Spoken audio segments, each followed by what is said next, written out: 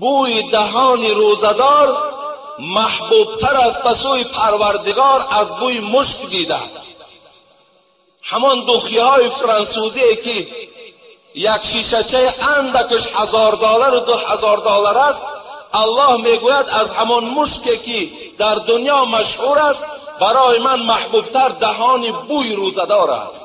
انا همون بویی که در دهان شماست، انا همون به سوی پروردگار از مشک از دوخی دیده چی است؟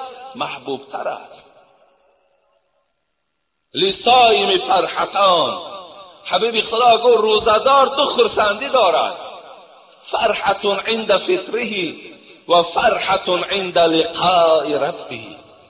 دو خرسندی دارد. یک خرسندیش همین است که منتظر می شود که چند ساعتی کشادن روزه بیاید. کی می آید؟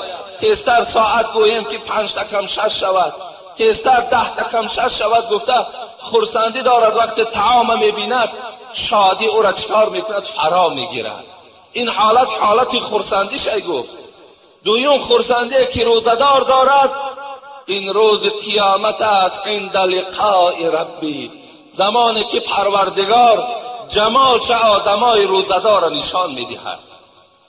آن جمالی که در دنیا ما و شما شب روزان دعا میکنیم که خدایا از جمال جهان آرای خودت ما را با نصیب گردان.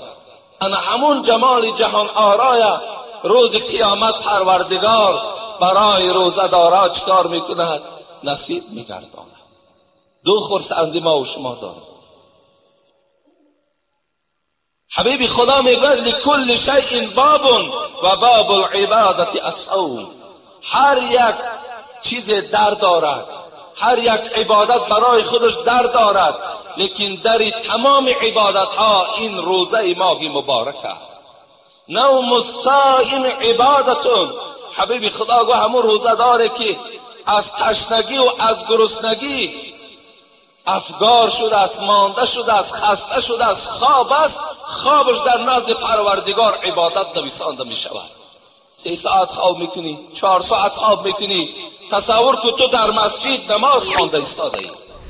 برای آدم روزدار خوابش هم عبادت است.